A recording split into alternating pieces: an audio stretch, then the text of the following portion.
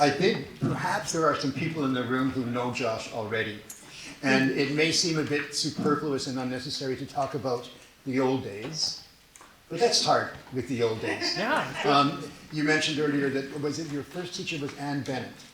Yes. And Anne was actually in our opera company's first production of The Magic Flute in 1977. So that somehow that just seems so logical that she was your first teacher.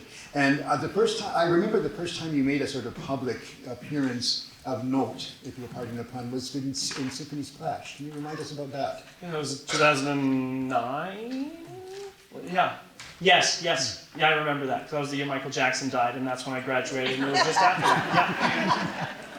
Yeah. Do you remember what you sang? I sang... Beat It. Yeah, I sang Beat It, and no, wait, that was a different night. I sang, are you familiar with the movie The Mission? So Morricone wrote this theme, and then that was turned into a song later, so Nella Fantasia was that. And then I also sang from the Student Prince, what was that? It wasn't I'll Walk With God, that's one of the other ones. Do you probably know? What was it? What did I sing at the Splash? No, but I sang something from the Student Prince. Give me a second. What? I know it did go high. It was...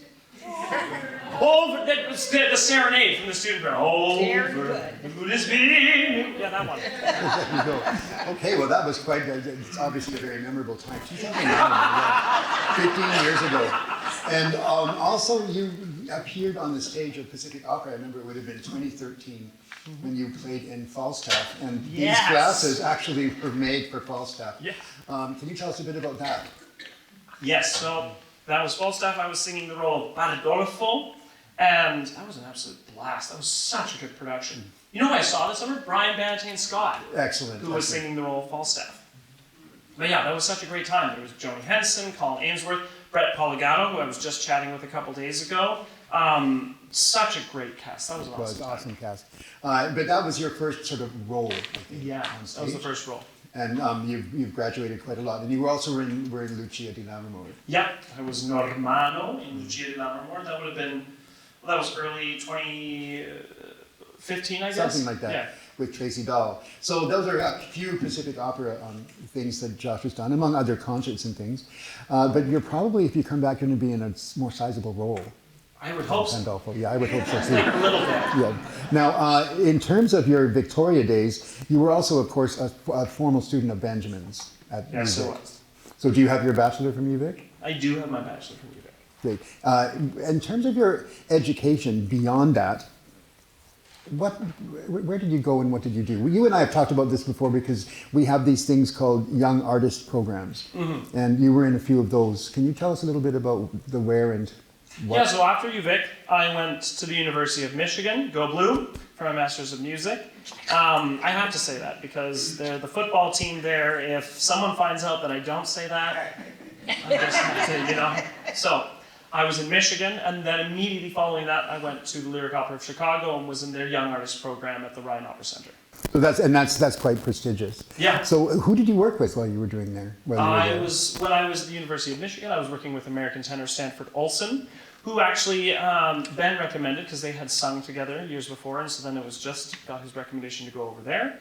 And then when I was in Chicago, I was working with American soprano Julia Faulkner. Mm-hmm. And did you do any performances with them? Is that part of the Young Artist program experience? Yeah, so in any typical Young Artist program, actually Chicago has the oldest Young Artist program in the world, and originally that was created so to offshoot costs of the main stage season by having the young artists singing smaller roles and covering pretty much everything in case someone called in sick. And then all other programs started coming from there. And so the idea is that young artists receive training while also singing small roles and covering larger roles. And so, did you ever have to go on for someone who was indisposed? No, almost. I remember actually it wasn't for a performance, but it was for a rehearsal. It was, we were doing Glucks, Orphée et Eurydice, and we had our first stage rehearsal, and we had this great Russian tenor, Dmitry Korchak, but a little bit of a diva, and he was 20 minutes late for a stage orchestra rehearsal, and so they were just waiting, and they went, "Okay, Josh, it's time to go on. And I was like, yes! And then as soon as, I was so prepared for this, and it's a beautiful role, and I love it. And then as soon as I got up to jump on stage, in walks Dimitri. He has a Starbucks sweater over his jacket. He was like, in his Russian accent, "Oh, I'm just so sorry. I just was so sleepy this morning." I was like, damn it! Wow, you're not supposed to do that. So have you ever had a chance to sing that in any other context? No, just performing some of the arias and such. It's one of my dream roles. Okay, duly noted. Can you tell us a little bit about, I'm going to get to roles later. I'd like to know what your dream roles are, future and current. But you've been doing a lot of work overseas now in Europe. Can you tell us a little bit about that? Because your home address at the moment is Vienna. Yes. Not Vienna at large. You do have an actual address there. You have an apartment. But yeah, I mean, what do you want to know? Just everything is. What are the differences, if there are any, between working for a European company or European house and an American or Canadian one? Well, the biggest thing, right away between the difference of Europe versus North America is the government subsidization. Like everyone pays exceptionally higher taxes in Europe, but the level of social structure is much bigger. And so working at state, I was, okay, so just take a step back here. After Chicago, I went off to the Vienna State Opera to be in their ensemble, which is another typical thing of houses in Germany, Switzerland, Austria, and I think there's one, maybe two houses in Italy that have these ensembles. And it's different from a young artist program or a young artist ensemble because the idea is you are a singer at that house. You are a full-time soloist and you just sing whatever they tell you. And you prepare and learn your roles in the house while you're there. And so then I was a full-time singer there for 2 years. I covered a lot, I sang a lot. I sang.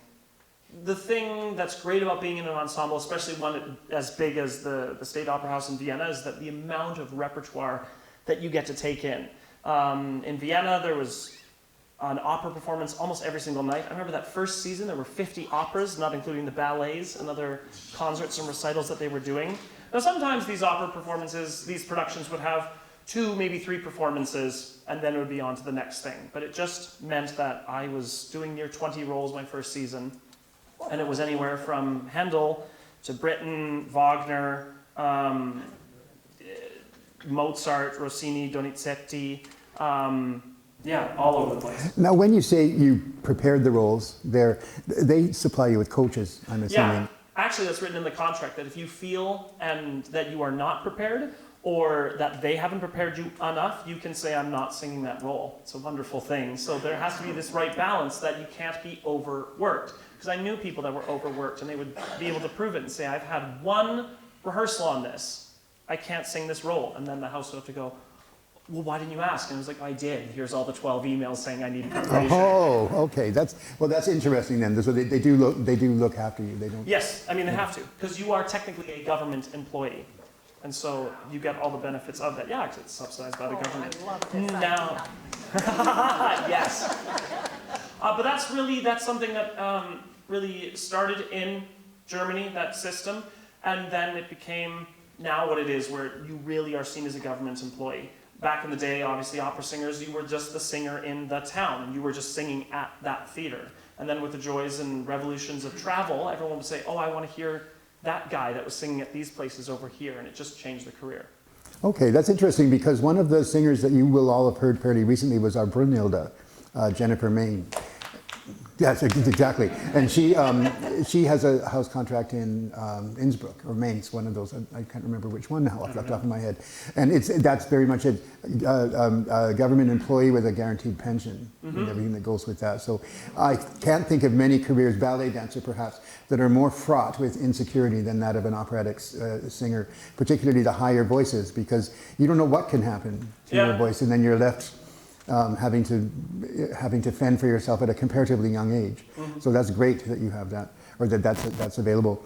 Now, can you tell me a little bit about, you said there's a lot of different roles there, or a lot of different composers. Yeah. Did you feel that they were all right for your voice at that particular time? Okay, that's good.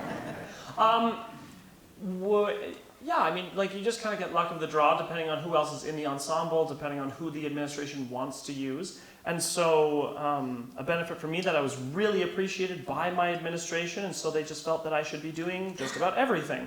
And so I remember in a single week in April of 2022, I had,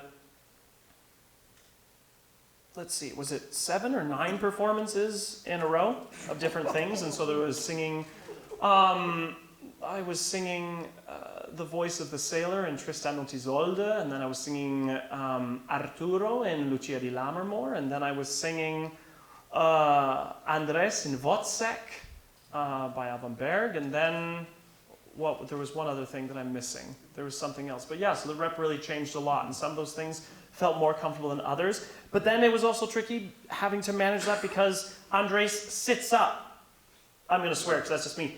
Fucking high. It's C's and B's everything the whole time, and then you go down and sing like something else that is barely going through the passaggio. So again, you learn through the experience of it. But no, not every single role was meant for me, and that is the same with anybody in any ensemble house. There are pros and cons to being a full-time singer, as you said. You get pension, you have steady work.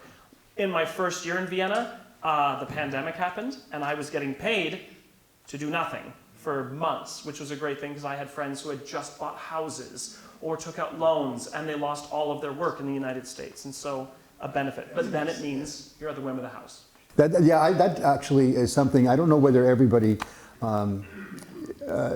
comprehends this absolutely, that there's no such thing as a tenor per se. There are tenors that are suitable for bel canto roles, there are tenors that are suitable for heavier Wagnerian or Germanic roles, and there are tenors who make their careers singing primarily French music. Mm-hmm. And so when you're thrown into a situation like that, you have to have your linguistic chops pretty polished as well. I want to get back to this.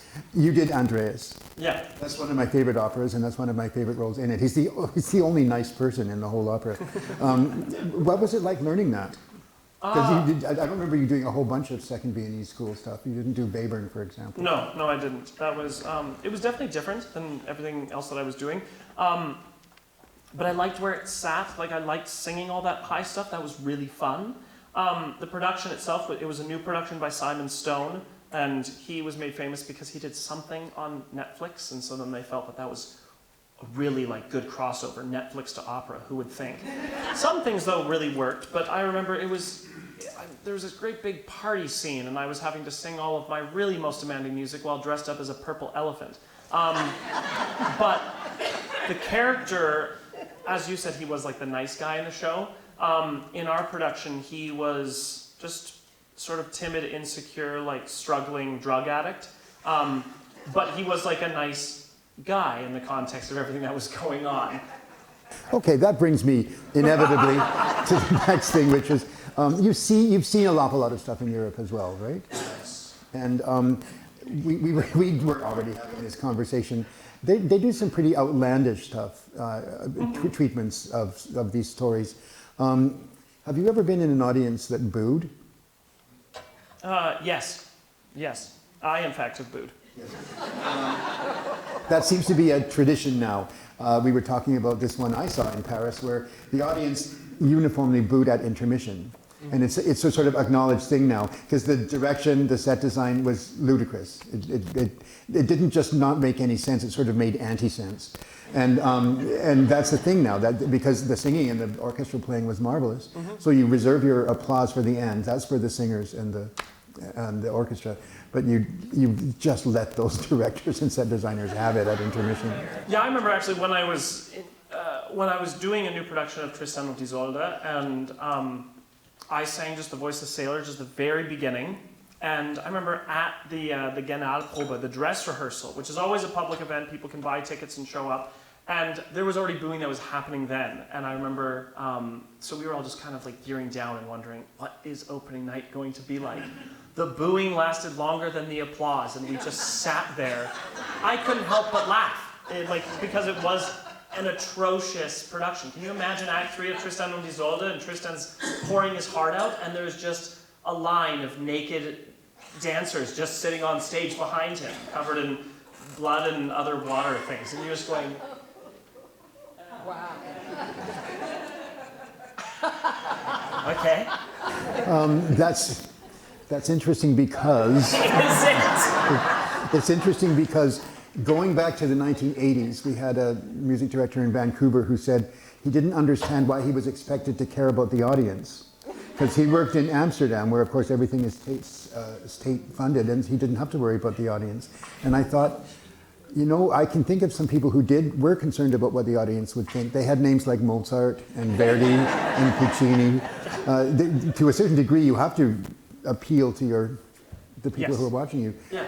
But this state support can have that double edge too. It absolves them of much responsibility. A bit. It's interesting, actually. I remember there was a lot of flack that was happening in the papers at the time, and so the intendant at the time was receiving a lot of pressure specifically because of that. And so then the public actually does get to have a say in certain theaters. And I know Vienna is a very cool city because of how they take it really personally. They take the music because that's part of their life and blood. They're not just paying for it with their own taxes. That's part of their inherent ancestry. They very much consider Mozart to be a part of their own immediate family as they would a brother and sister.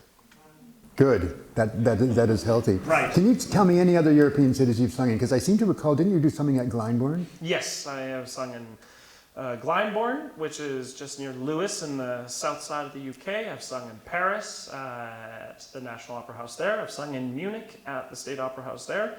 I've sung at Berlin with the Deutsche Oper Berlin at the Berlin Philharmonie. I've sung in the Concertgebouw, not an opera, but just a concert. And then I've sung at Teatro alla Scala in Milano. Wow! Not everybody can say that, Mr. Lovell. And you're not even 30 yet. Just let that hang there. So I want to ask you about a couple of those places. So you said a Concertgebouw, just a concert at the Concertgebouw. Yeah. Just a concert. Just a concert. What was it? It was Rossini's. Oh, what was it? No, it wasn't the Stabat Mater. It wasn't the. Petite Messe Solennelle. Yeah, Okay. it was at the Petite Messe Solennelle. With that honkin' tenor aria. It sounds like a drinking song, but it's sacred. So Glyndebourne is one of the places I would love to go see something. So what did you do there? What was it like working there? Because aren't you there for the whole summer? Not the whole summer. I was there for. When did I get there? It was like. I think June 12th or something like that, and then I left August, like around August 20th or something. So it's not quite the whole summer. That's but a fair stretch. Fair stretch, but I just had a friend this summer they did 18 performances of Handel's Giulio Cesare. I only did 10 performances of Don Pasquale, so she was there from the end of April to the end of August. There are worse places to be. There are worse places to be, though. But so I just want to clarify, I wasn't there for the whole summer. And you did Don Pasquale. But I did Don Pasquale, which was a great time. Great company. It was wonderful being there. Good. And Paris, I would like to ask you what you did there. I did Così fan tutte this past summer. Okay. Can you tell us a little bit about your performance schedule for that? Yeah, so Paris is probably one of the more unique houses because they do lots of performances. Quite often, a house will maybe do 5, 6, maybe 7, maybe 8, but Paris often loves to have like 12 shows of an opera, which is great because then you get a long run, you really get to learn the character, and you really get to take in the music, because the way that I sang it from opening night to how it was changing at the end, like dramatically as a character, but also technically what I was learning and changing with my own instrument and learning about it, it's amazing. That's where one really learns how to sing. It's hard to really learn a role when you just have 3 performances of something. And so at the beginning, Paris, because you're there for a long time, it's really interesting. They kind of ease generally into it. At least with us, we had 1 performance and then we had 3 or 4 days off. And I think there was one period where we had, I think, 5 or 6 days off in between a show. And then by the end, it was 5 shows in 9 days. So show, day off, show, day off, show, day off, show, day off, show. And that's wearing. And one of the things that I think a lot of people don't understand, you would automatically assume that was an outrage if you were singing Othello. Yeah. But Ferrando's not that much easier. It's hard in a different way. You sing a lot, it sits way up there, which you like, that suits you. But yes and no, it's tough, because it's not really high. It sits high, but it's not Don Pasquale high, no. So it's a totally different thing. But even comparing it to other Mozart roles like Don Ottavio or Tamino sits completely differently than Ferrando does. So yeah, there was a real pull up my pants and okay, let's do it. I remember reading Gundel Janowitz, She said that before a performance, she doesn't talk at all during the day of the performance, unless she's singing Donna Anna, in which case she also doesn't talk the day before. Because you just have to look after the instrument and things. All right, you've mentioned now a couple of other composers I want to ask you about, and one of them is Britten. What are your roles that you've done or in that repertoire? I've only sung, oh my gosh, what's it? Lysander from A Midsummer Night's Dream. Okay, that's got to change. You've never sung Albert Herring? No, I'm seen as too lyrical for that. Oh, no, okay. I would love to sing Albert great. Herring. I would love to sing Albert, but literally speaking about it with my agent or other casting directors, everyone has their own opinion of what one should sing or what one shouldn't sing, but one thing I have found consistently is that I'm slightly too tall and too good looking, I've been told, to play Albert, which I go, okay. I'm being serious, I'm not like just... But I sit there and I go, huh? And it's the same thing with singing Nemorino in L'Elysée. I had a conversation with the casting director who said, you are literally too tall. We need to look at Nemorino and feel sorry for him and see him as more pathetic, and you don't look that. And I went, have any of these people ever heard of acting? I know, and that's the thing that bothers me so much. I remember I won't say where, but I was singing at a very prominent house for a very important audition to sing the role, auditioning for the role of Jupiter in Handel's Semele, one of my dream roles, that I'm singing later this season in the States. But this house, I was really excited. I went and sang the snot out of it. I believe you. The director was, and I was able to because Ben has sung that, and I worked on so much Handel music with Ben and Butterfield. And so when I was there, the director literally was, for this new production, he went, you are exactly what I want vocally for this role. You're just too beautiful and too good looking to play it. I really need someone who looks much older and ragged and this. And I went, there is something called makeup. To which this person's personality did not find that funny. But I just thought, really? Okay.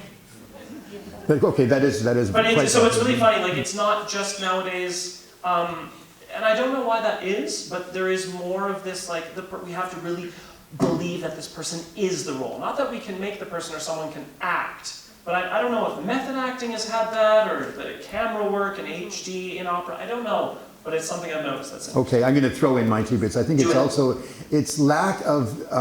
Learning the profession from the bottom upwards. It's lack of sufficient experience learning all of the intricacies of the craft. So people get put into these positions, they've directed something on Netflix, and then they get to direct an opera, and they don't know what an opera is yet. So that's the impression that I've got from seeing some of these things. Yeah, it's probably at least one side of that very complicated dice. Exactly. So, can we get back to your roles now? No. What? Yes. Can you tell me what some of your dream roles might be? Things that you would like to sing now, and then maybe things you'd like to sing in 15 years. Tamino, which is coming up.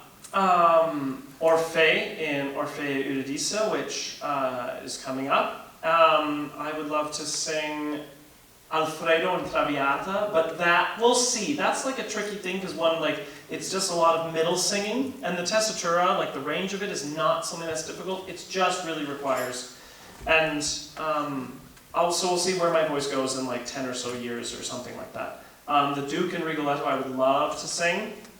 And there's a lot of French music I really want to sing. I really want to sing Nadia and Pearl Fishers. I really want to sing Romeo and Romeo and Juliet. I really want to sing Faust. I really love singing French music. And I want to sing Des Crieux in Manon. I also want to sing Belmonte. I have so many roles I want to sing. I want to sing Belmonte, I want to sing Nemorino. My dream role of all time, which I will never sing, who knows, maybe here, would be Rodolfo in La Boheme. Okay, that sounds good. That sounds like a plan. Your teacher did sing it from the pit. I know. In a dress rehearsal. I remember that day Yes, when he got the call. That was. I remember. I had to go ask him. I had to ask Ben a question, and I remember I walked by and he was on the phone. He was like, "Okay," and then I was like, "Hey Ben, I have a question about something?" Being my annoying student self. And he was like, Josh, I need you to leave today. I need to do something. And then I saw him that night singing Wow. You must remember this. It's a number of years ago. He sang Benjamin's sight read, essentially, although he's heard it enough time, but he'd never sung Rudolph. He sang it from the pit, and really darn well, actually. Yeah. So For less than a day's never notice. say never. Yeah. So you mentioned Tamino. You haven't sung that role before? No, I haven't. Well, let's give them a taste of it. Yeah, sure.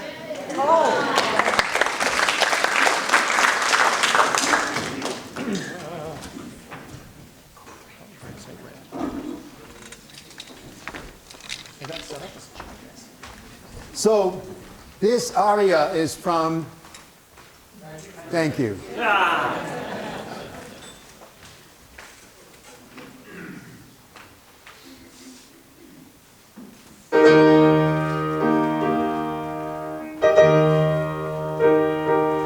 Die Spätnis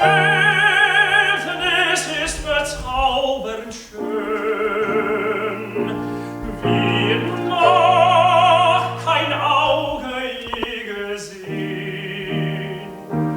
Ich fühle es, wie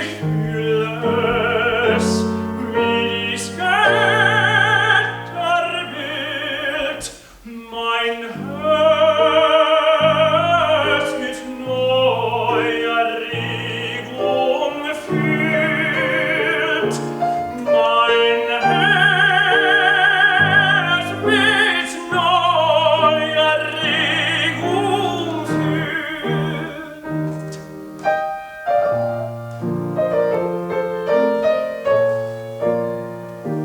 Die sagt, was kann nichts vernichts nennen, doch will ich's dir wie Feuer brennen.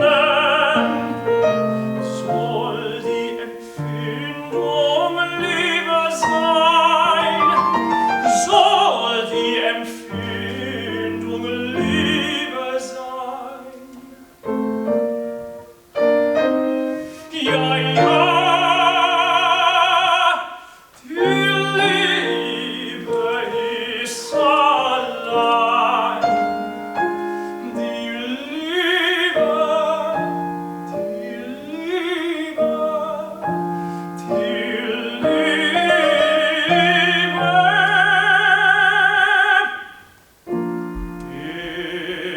ist allein.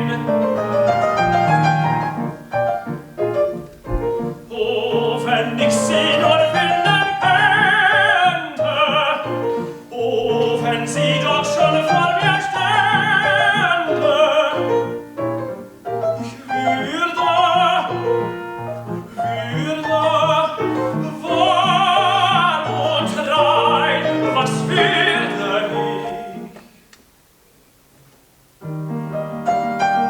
Ich würde sie voll entzücken an diesen heißen Busen drücken und ewig höre sie dann mein. Und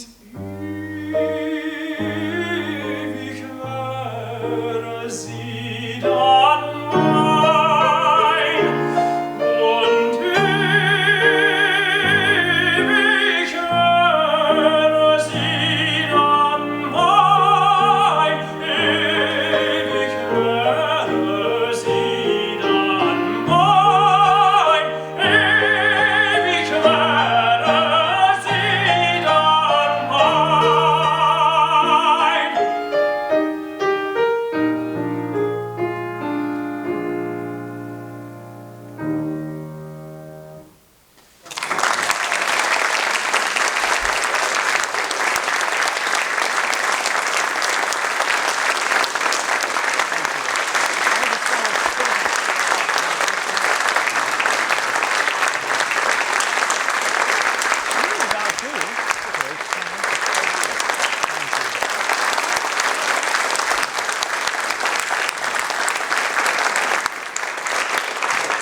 So who knows, maybe Pacific Opera is next.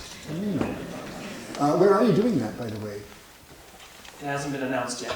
Oh, okay, so I won't tell, I won't ask you to divulge any information. Well, good luck. Well, It's does gonna this be get fantastic. is this like put out publicly, or what is this filming for? Yes. Oh, okay, then yeah, no.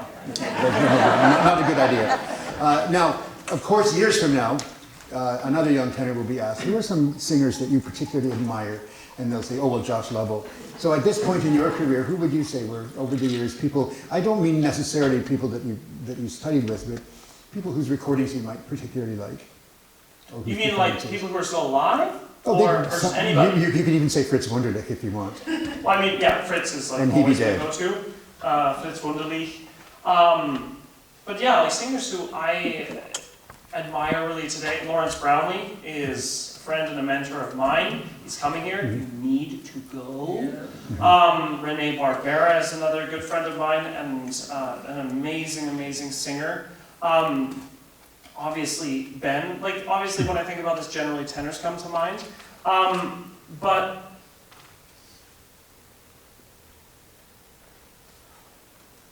I'm just thinking like there's just so many names that are just coming through, like popping through my head. I mean Piotr Bichala is someone who I look at and go, absolutely. Juan Diego Flores, he like was the greatest Rossini tenor ever. Rockwell Blake, someone who I admire. Chris Merritt. Ramon Vargas. Yeah, there's so many people that I love. But like recording, oh, that's so tough. I mean, Gedda is like my go-to when it comes to recordings. Him or like Fritz Wunderlich, especially with the French repertoire. Like Gedda, there's no one. Or I like Alain Vazot is also like another go-to. There's so many. That's great, and it's great to have that as a resource. I'm imagining that you heard a lot of wonderful singing in Vienna when you were. Yeah. There's a lot of wonderful people go there. Now, I would like to ask if, actually, we'll close by talking a little bit about your upcoming concert, but I'd like to ask if there's anyone in the audience that might have a question for Josh. How difficult was it for you to learn all those languages?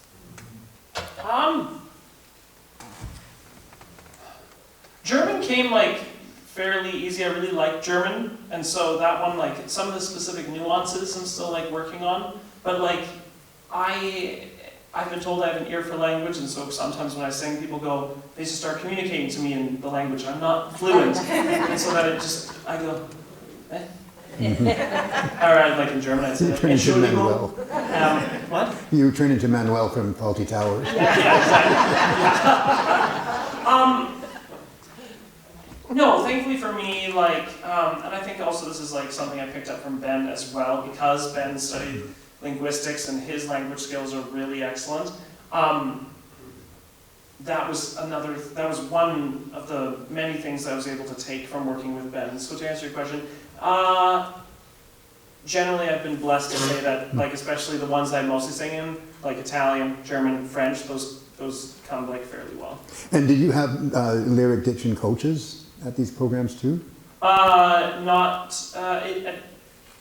Thankfully, like I had one when I was here at UVic, and then when I was in Michigan. But then when you're in, like, we were just too busy in Chicago to have like someone full time. But generally, when the pianist will like tell you and say, "You're screwing this up, fix this," and definitely in Vienna, to be a pianist at the Staatsoper, where you have to speak 3 languages. You have to speak English, German, Italian, and then from there, it can. You can vary. branch out, and you have to speak them in such a way that you understand how those vowels are produced when they're sung. Yeah. Which is not the same thing. Exactly.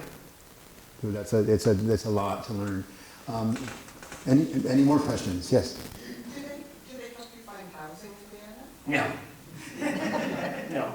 You have to. That was a slightly stressful thing. I was working in Salzburg at the festival that summer, and so then I was just looking on different websites, and just then would go over to Vienna, check it out. I didn't like it or something, and just would find it. But no, they wouldn't help with that.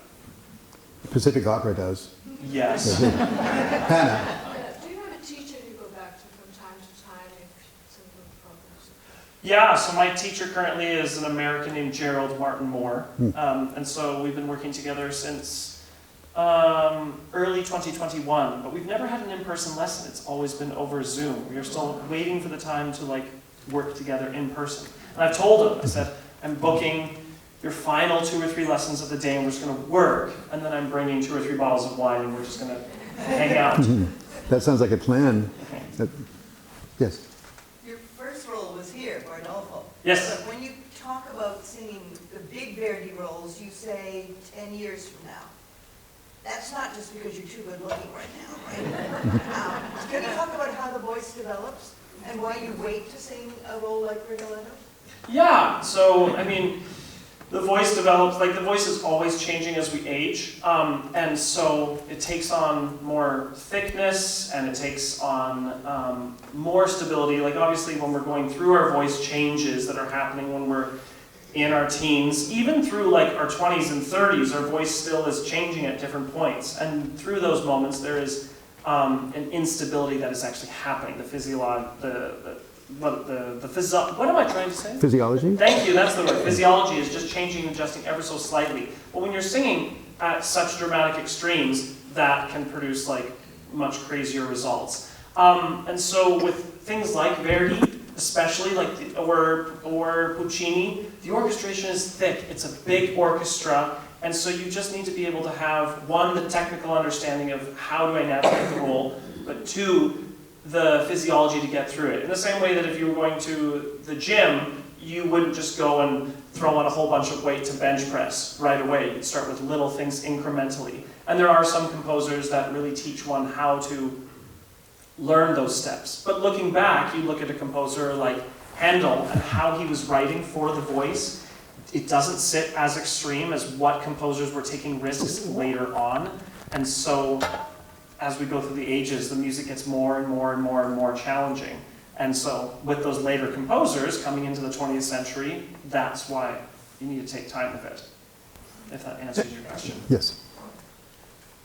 We met doing a different art form, Yeah. musical theater, Yes, we did.